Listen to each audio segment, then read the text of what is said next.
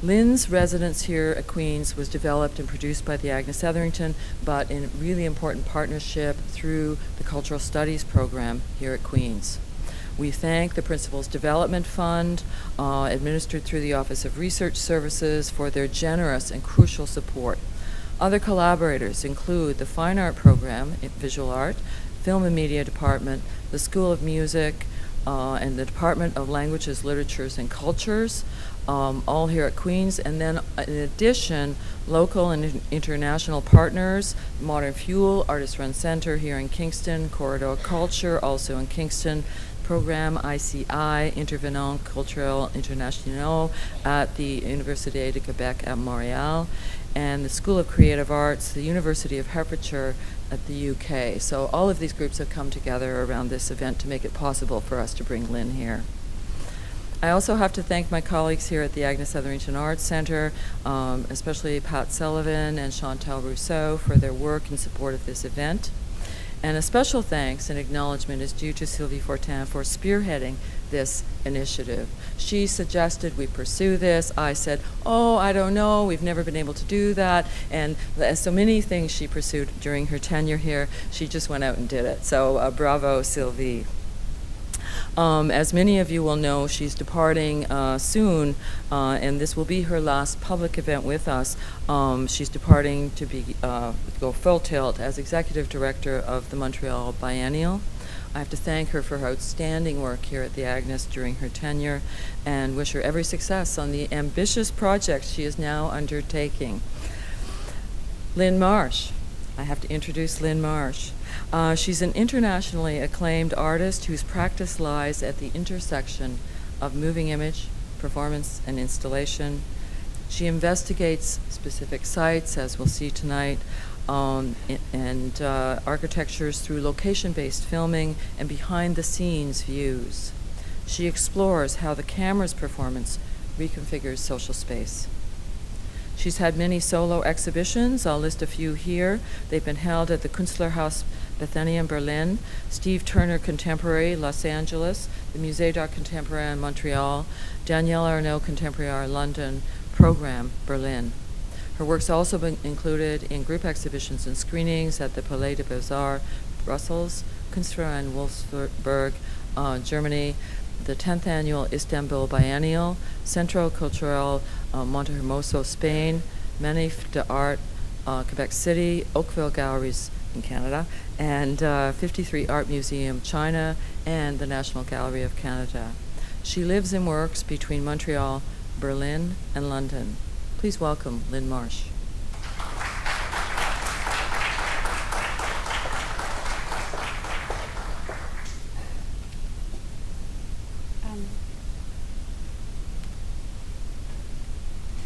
I'll use this mic. Everyone can hear me, yeah? Thank you, Jan, for that introduction. And I'd also like to thank Sylvie for putting forth this proposal and the Agnes Etherington Art Centre in partnership with the Cultural Studies program for bringing me here as visiting artist in residence. I look forward to presenting a body of work over the next 6 weeks in this series of public presentations, where I hope to extend the dialogue and discourse outward, generate discussions, discover crossover interests, to reflect, and to develop new ways forward for my practice. For the first presentation, I've grouped together 3 projects.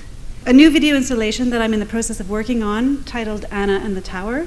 This is a co-commission with the Goethe Institute Toronto and the Toronto International Film Festival. A recent video installation from the Philharmonie project, Bruckner Symphony No. 5, Movements 1 and 4, completed in 2011, and 2 short early animation pieces, Cowgirl and Future Stories and Venus I See Blue, made in 1998. This grouping will connect older animation work through to new work, with a focus on an evolution in my practice in relation to performance, screen-based video installation. It can briefly be mapped as performance to the camera for video from a more traditional trajectory in my early animations, performance captured and reinscribed by the camera, creating a dialogue between documentary and performance in the Philharmonie work, and a kind of combination of the two in the new work, Anna and the Tower, where the performance is derived from a staged enactment of one's labor or profession. So I'll start with two clips from Cowgirl and Future Stories and Venus I See Blue. They're about 2.5 minutes each.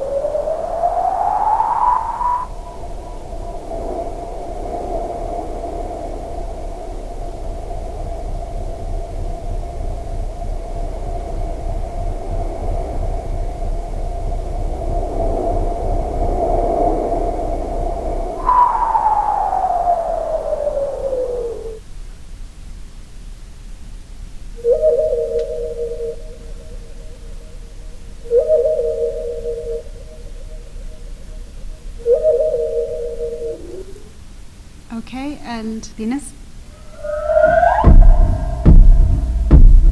Hey!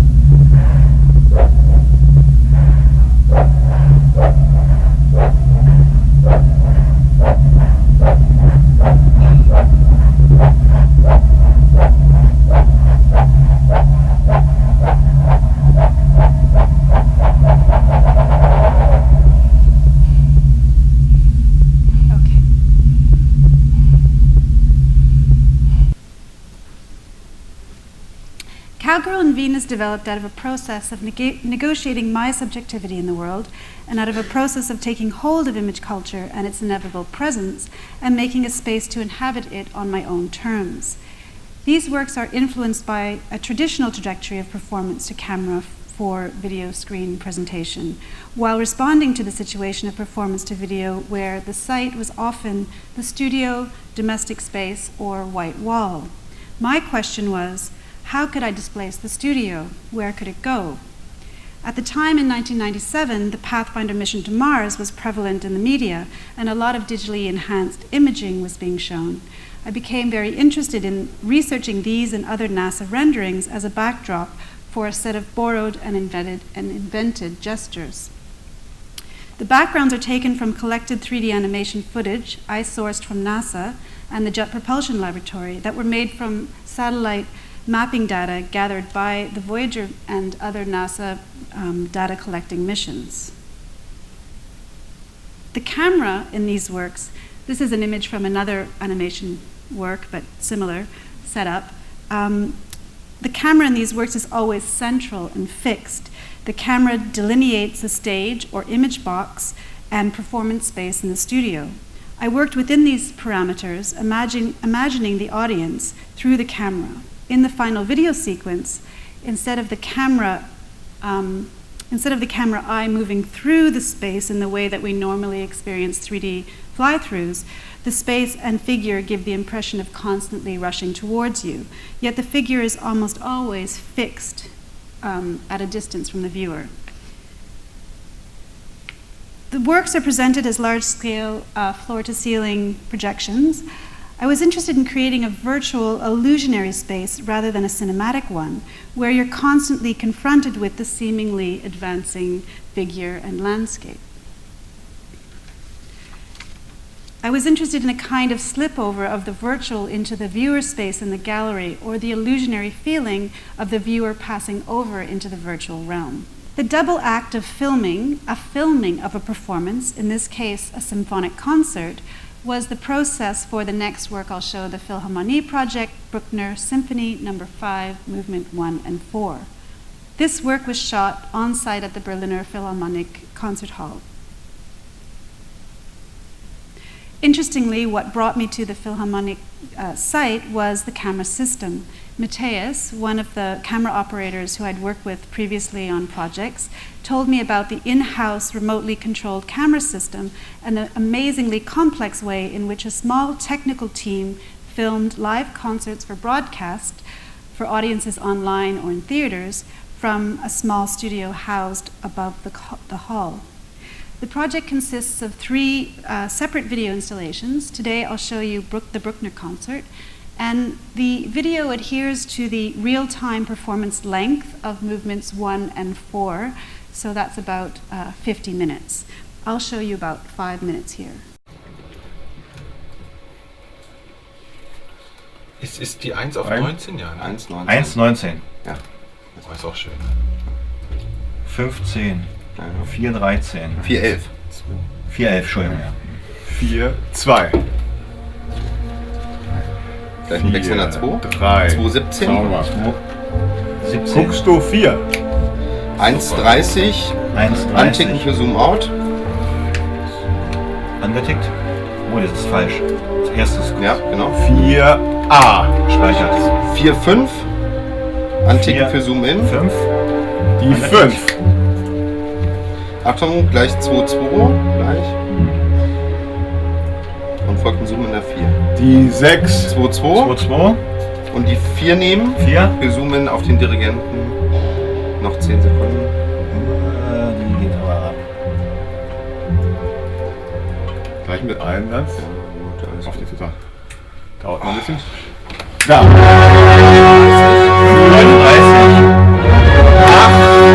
4,22. 9. Achtung, folgt ein Zoom aus 10. in der Kamera 1. Jetzt direkt los. 12 Sekunden. Danach ein Wechsel nach 1. Der nächste Schnitt ist noch ein bisschen länger. 11. 1,4. 1,4. Anticken für Zoom Out. Angetickt.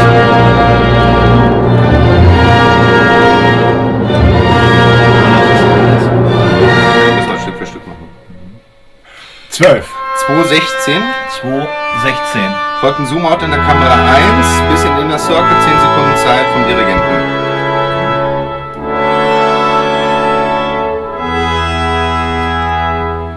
Dreizehn. Wo mit Einsatz? Ja. Jetzt wird es gleich ein bisschen schnell. 14. 5,40. 5,40. 3,1. 15. Anticken. 3,1. Angetickt. 16. 4,15. 4, 15. 17. 15. 10. Achtung, folgt ein Zoom in der Kamera 3, nicht sofort. Sehr Das ist auf schön. Cue. Und jetzt Zoom.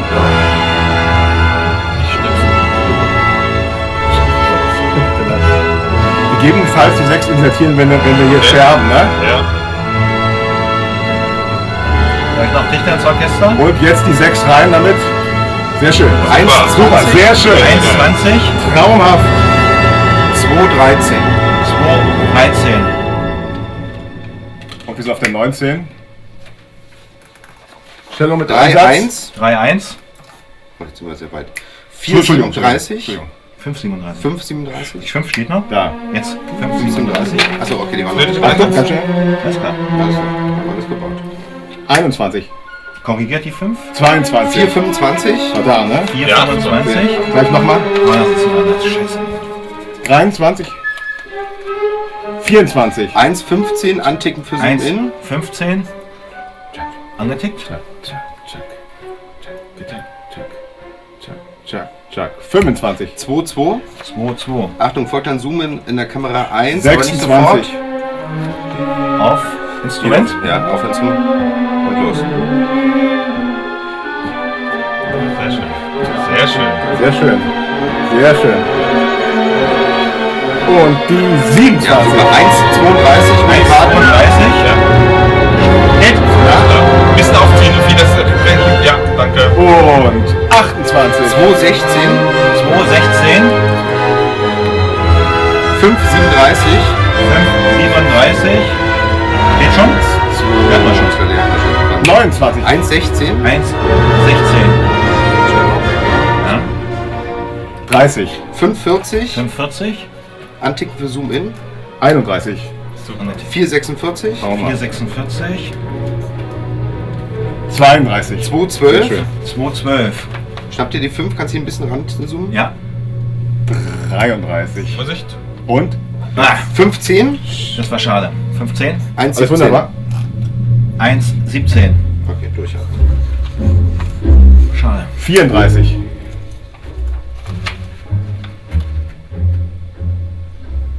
35. Gleich im Wechsel nach 4. Ja. Dazwischen machen. 36. 4, 5.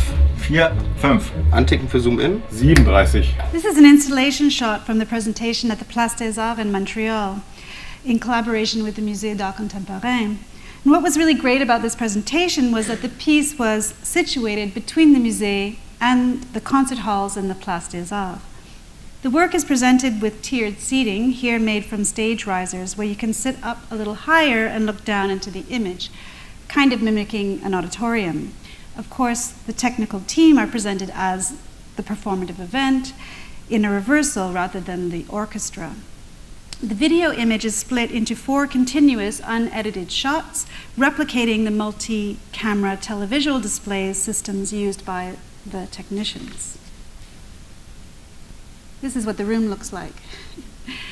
I'll briefly explain the general process for filming these concerts. They're filmed via 6 remote-controlled cameras that are installed in the concert hall, so they're fixed in the concert hall. And in this team, there's a number of different teams that film for the Philharmonie, and they all have their own particular style of filming and their own style, I guess, of working. So in this particular team, we have the camera operator who is at the very end. He's operating all 6 cameras from a small console, kind of with a joystick, and he can control the movement, panning, zoom, focus. Beside him is his assistant and the co-director of this team. The camera assistant is calling out sets of numbers. These are the cameras and the camera positions. So 217, camera 2, position 17, 4, 65, camera 4, position 65. The assistant is also giving instructions, pan to the center, position 10 seconds, for example. In the middle, we have the vision mixer operator, kind of bald guy, and who sees the camera feeds.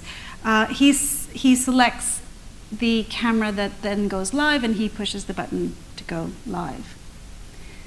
Closest to the camera at this end of the table, we have the team member that I call the conductor, and you can see there that he has a camera feed directly on the conductor.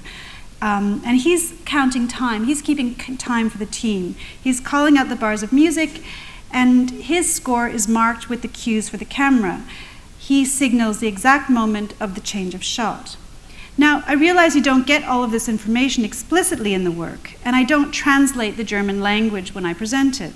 Although even if you understood German, it's a little bit hard to follow because it's a very specific coded language. What was important for me was to relay the concentration, coordination, and gestures that I saw as an alternative translation of the score, a mediated construction of experience through the spectacle, and a performance of considerable virtuosity. The filming of the technical team is on the one hand observational and documentary in its presentation of the real-life activity. However, the placement of the cameras, the tightly focused framing, and limited view creates an abstraction of the scene. This abstraction pulls into focus the coordinated gestures, the apparatus of job performativity.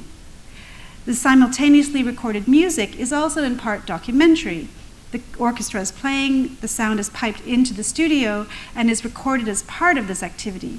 Yet it also functions as a kind of soundtrack, adding intensity to the drama already being conveyed by the scenario.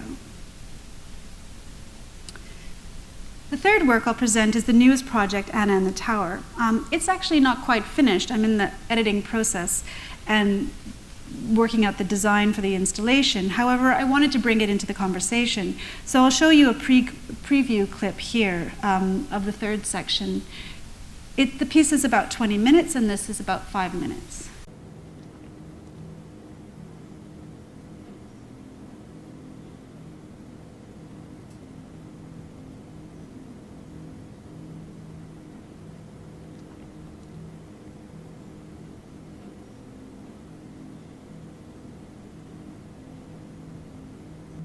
Zodiac 553 tower identified.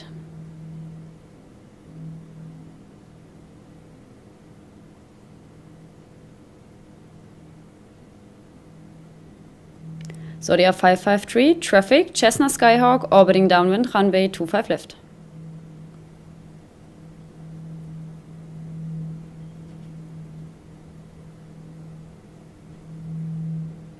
Zodiac 553, continue approach, wind check 280 degrees, 15 knots.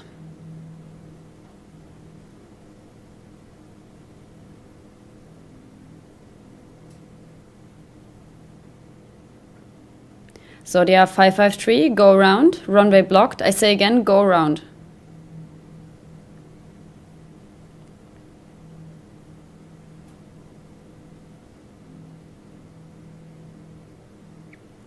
Zodiac 553, roger, climb altitude 4,000 feet and turn left heading 300 for a new approach.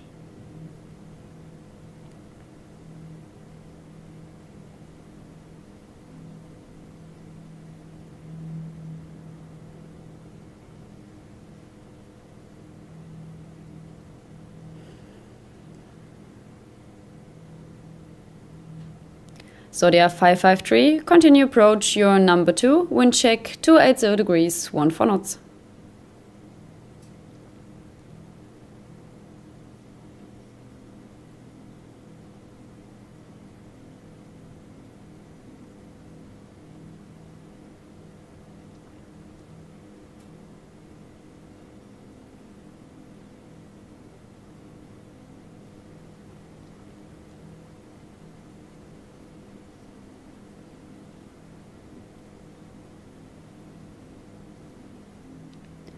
Eurowings 9997, severe thunderstorm warnings have been issued for 20 miles northwest of the airport, moving very fast to the east and winds up gusting 30 knots.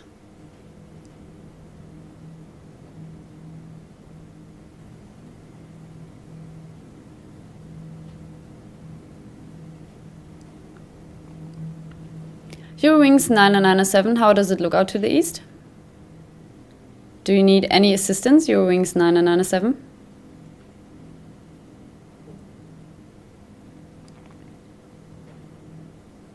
Eurowings 9997, approved to leave frequency.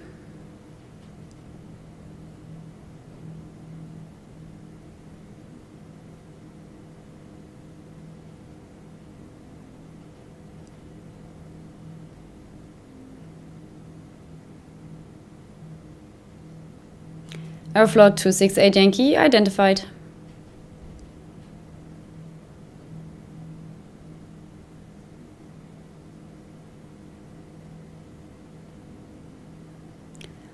Airflow 268 Yankee, we have a thunderstorm just northwest of the airport moving through the area. Now the wind is 070 degrees, 15 knots, gusting up 19 knots.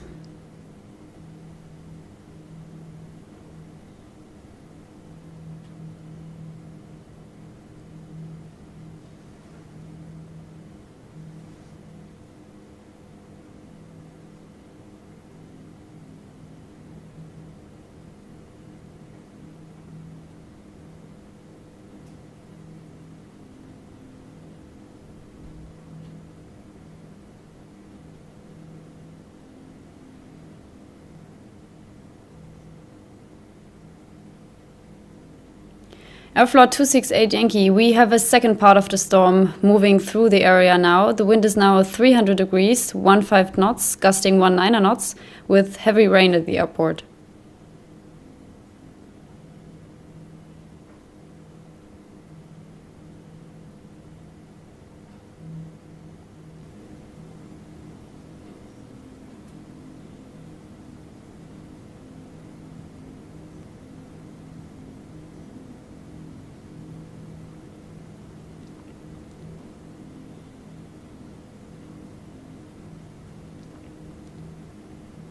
Airflow 268 Yankee, turn right heading 250, vectors for the ILS runway 07 right.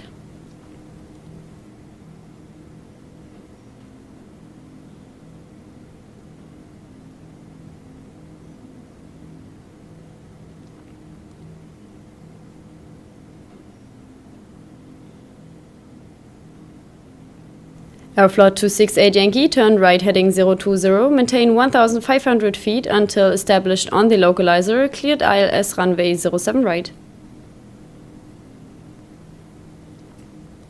Anna and the tower was shot at Magdeburg-Kostädt Airport in the air traffic control tower. The airport is a former Soviet airbase located about 2 hours outside of Berlin.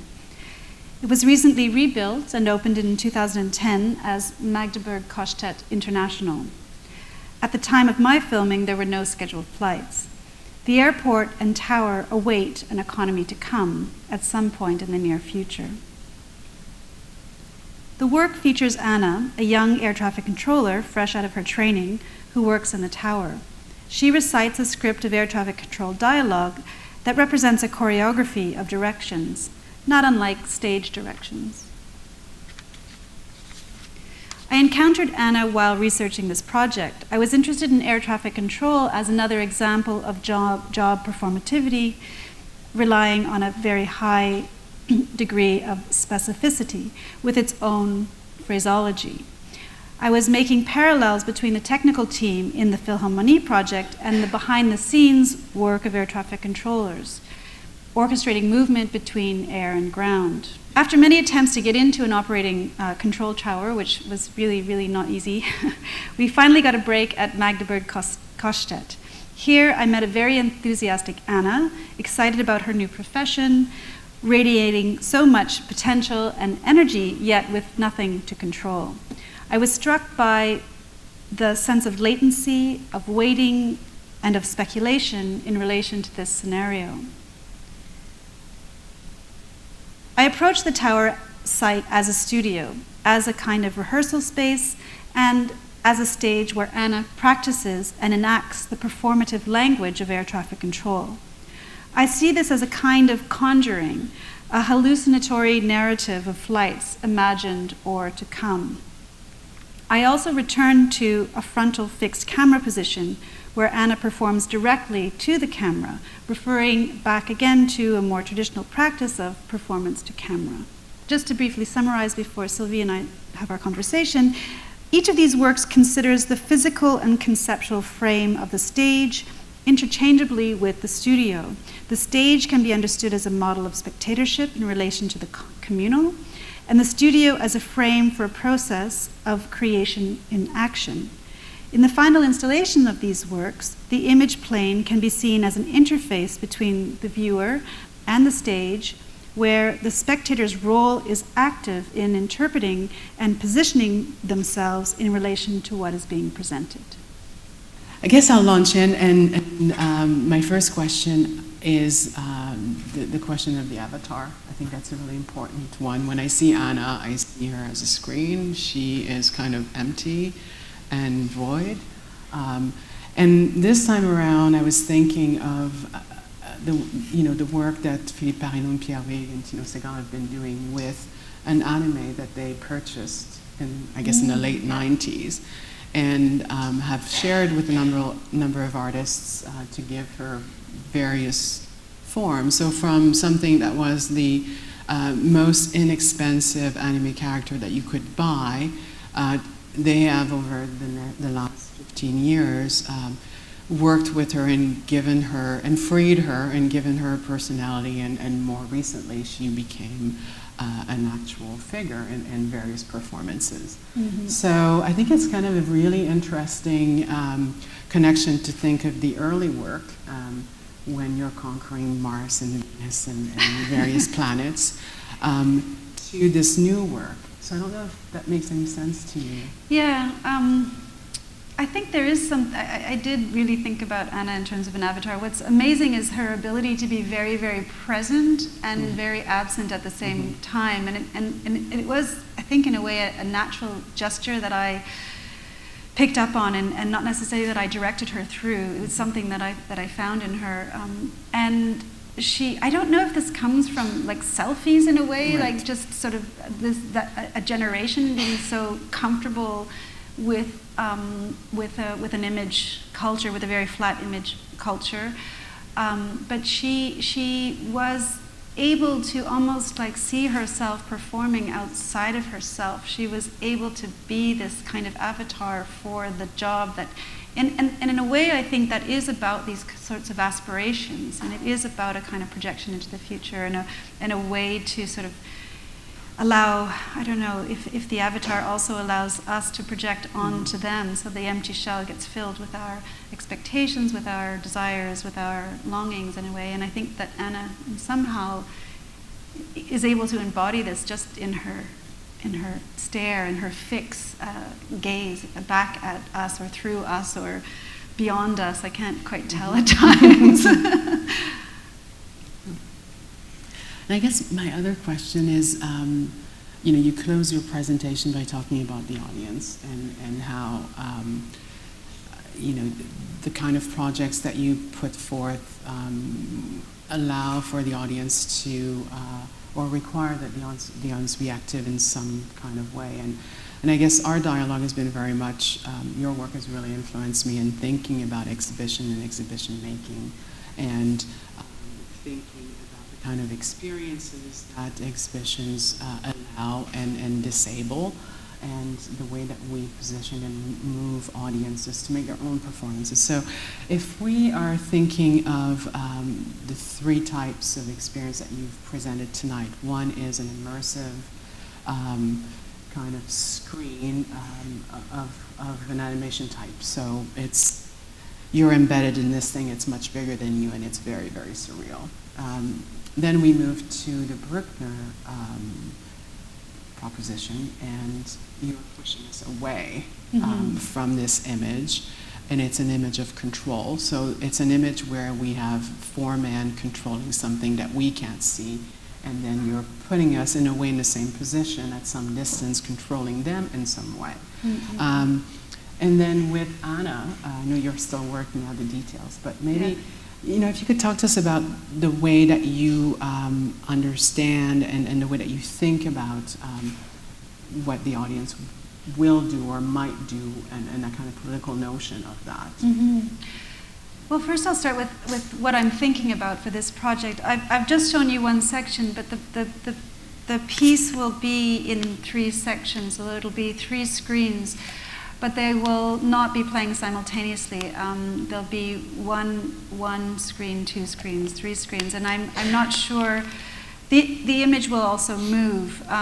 It may not make sense now because I haven't, but there were a couple of images where we were in daylight, and so those are also video stills.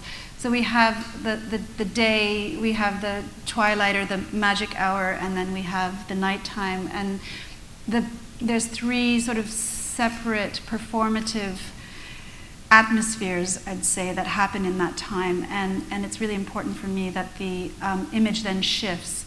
Also, I think that some of those sequences are more, or are intended to be more cinematic and read as cinema, and so the screen that I build for that image should reflect a kind of more cinematic screen.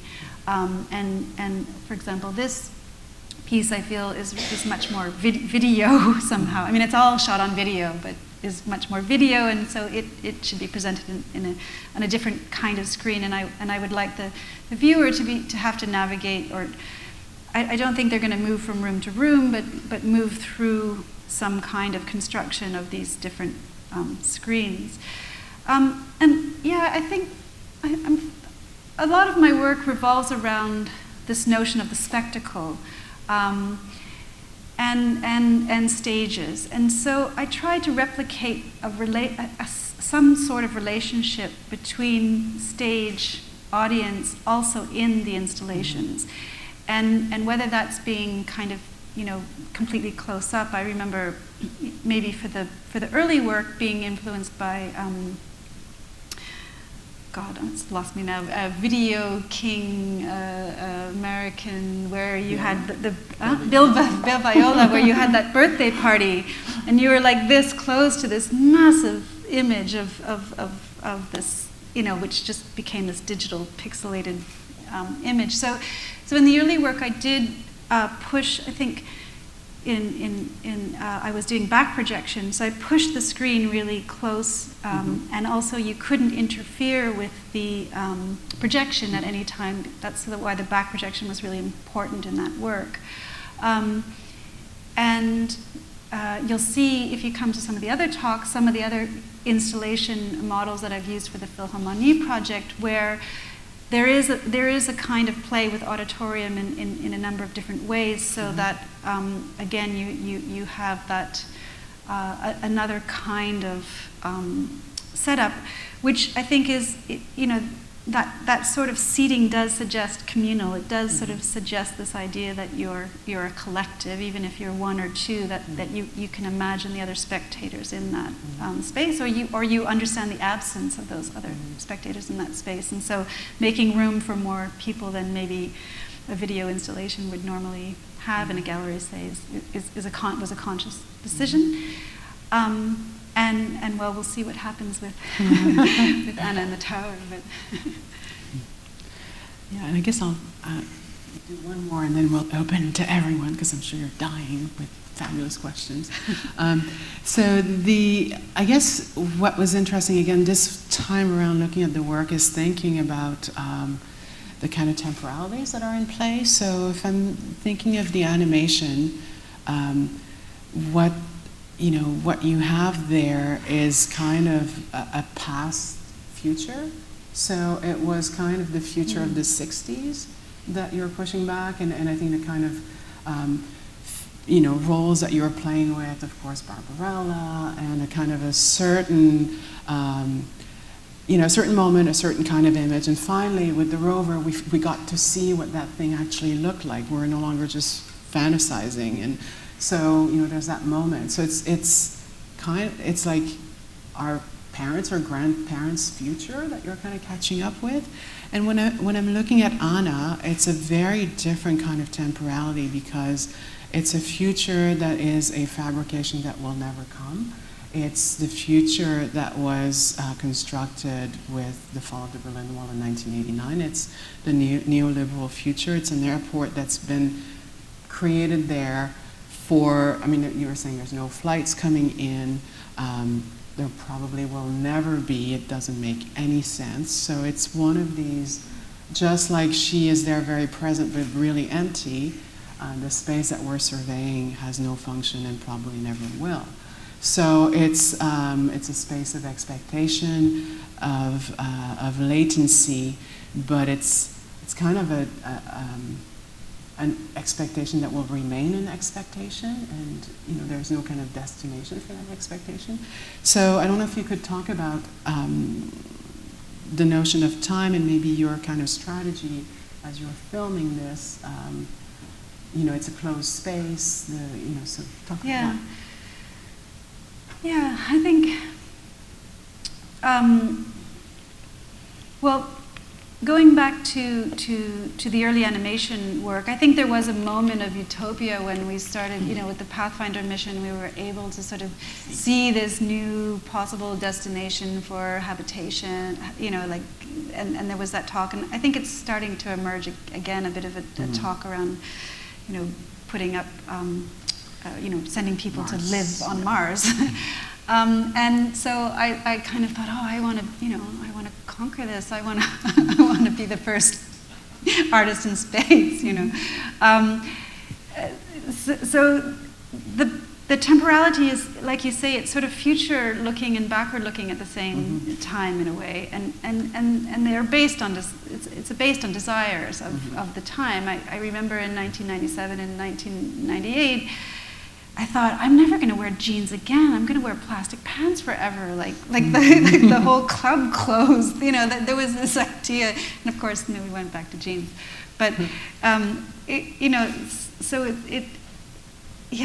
guess a lot of these, like science fiction, a lot of these kinds of projections are based on desires that are actually a little bit predated, and that's happening certainly in the early work. In the Philharmonie project, there is, in a funny way, there's a nice link. The former director of the Philharmonie,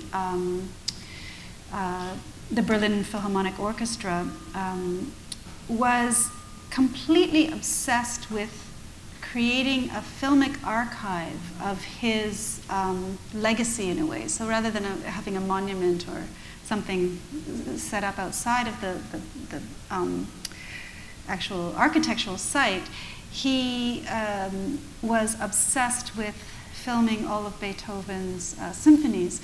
And he would spend months and years doing this. So he'd start off in the orchestra, with the orchestra in the hall, filming a concert, and then he'd bring, specific instruments and musicians into studios and light them in certain ways, and yeah. So one of the reasons why the Berlin Philharmonic Concert Hall has this kind of very, the Met's doing it too, but the Berlin Concert Hall was one of the first to have one of these kind of state-of-the-art systems where they could capture and broadcast immediately online, so like massive compression is happening. And so that's one of the reasons why. So again, there was this aspiration, and again, it links back to the past because it's a kind of memorial or trying to create a legacy. And the digital concert hall, so all of these concerts get stored online in something called the digital concert hall. You can call them up again, and so again, this kind of future past thing is happening. And in this work, I was thinking about sort of the way that speculation and models work. You build the model rather than building models around what's actually happening in the world. You create a model and you build and they will come kind of thing. And I think that's what's happening. And Berlin is really known for having a lot of those kinds of of models, actually, where there's a lot of contested sites, or there's a lot of possibilities, and it takes a long time for things to move, but they're never quite sure in which direction to move. And so this airfield is really in the middle of nowhere. It's still, Magdeburg is the closest town, but it's still a good, I don't know, I can't remember how many kilometers. I don't know if it's sort of 90 kilometers. It's still quite away from Magdeburg, and there's no transportation links. So it's a little bit like, I don't know if some of you are familiar with Ryanair. You have to sort of be bussed in from some other city for an hour or 2 hours, and you land in this kind of empty space, and then you come out. And so there is this speculation, and Anna's kind of part of that. She has this. She has so much enthusiasm for what she does, and she's like dying for this thing to happen. And I don't know, maybe it will, but it doesn't feel like it will. So I'll open up to questions. This has been wonderfully enjoyable. So. And I'm looking forward to watching all 50 minutes of the middle work that you showed. I have two questions, and one of them is just to follow. Well, it's not really a question, just a comment. That when I was watching her, I was thinking about these things of the boredom and expectation and the projection into the future, and what do you do with empty space or empty time, and how do you fill that time when you're young and you're able-bodied and you're fit and you're, and you've got no one there to dance with. So it made me think about actually semiotics of the kitchen and a Martha Rossler's piece, and a very different kind of affect, but nonetheless this similar kind of space of boredom and isolation. And so anyway, that's a comment. But I wonder if you could talk about how you understand the temporality of spectacle. And so what is time? How do you think about the relationship, or what kind of temporality spectacle is? Because sometimes people talk about it as empty time or monumental time or whatever, but there seems to be another kind of time that you have going on for the spectacle that you're engaging with in these pieces. Yeah. Ooh, it's a hard question. I don't know if this is going in that direction, but what I have been trying to think about is this notion of support in terms of the spectacle. So, not particularly monumental time, but the pauses, the moments of participation that are in between the events, I guess. And I think that's the place that I'm most interested in. And I think that's in a way, and if I have an opportunity to show another section of this, in the beginning you see quite a bit of that. So I leave her lingering a lot. I leave her waiting for the next gesture, or waiting for, and that happens a lot in other works as well. Camera opera, you'll see, where I have a newscaster on a stage, and I have cameramen filming around her, and I tell her that I will give her the cue to speak, but I never give her the cue.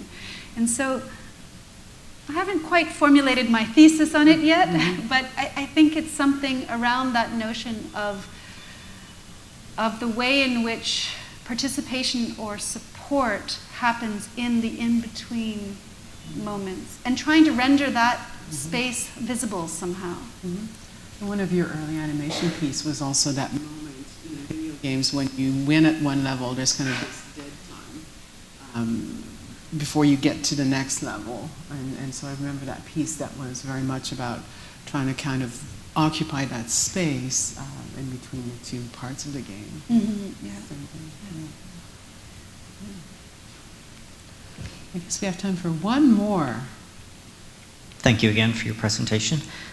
I kind of have a straightforward question about the active spectatorship and a couple different strategies you're using. One regarding the installation of it, which, so there's the, let's say, the physical bodily activation. And I wonder if you could comment on how you see active spectatorship or some of these films and videos as activating the spectatorship, maybe without the physical infrastructure, and if that's possible. Well, I think I'm more and more I'm framing in such a way that you don't really know what's going on, and it takes a while. And I think in that sense, that's a big part of that activity where there tends to be, I mean, the Bruckner, there's a lot of suspense. There's a lot of, you're working hard to try to figure out what and why, and I don't like to give the whole story. The conclusion is not important to me. So that you figure out what's going on, that you have all the inside information isn't important. And I think that there has to be a kind of self-containedness to the work, even though it's open-ended at the same time. But it has to have enough of the cues and the clues for you to have an understanding of an emphasis or a focus. And in Anna in the Tower, the same thing is happening. You don't really know if she's an actress or if she works there. There are some clues in the middle section where I show her more in the, like, from the outside of the glass, and you kind of feel her comfortable in working in this space. But, again, that sort of, those kinds of questions that the work asks of you to engage, if you stay with them and you engage, I think is another part of that active spectatorship, which is different from interpretation, which is different from trying to create meaning or interpretation, but just actually to sort of get your head around the scenario in a way to move on to those places maybe. Okay. Thank you.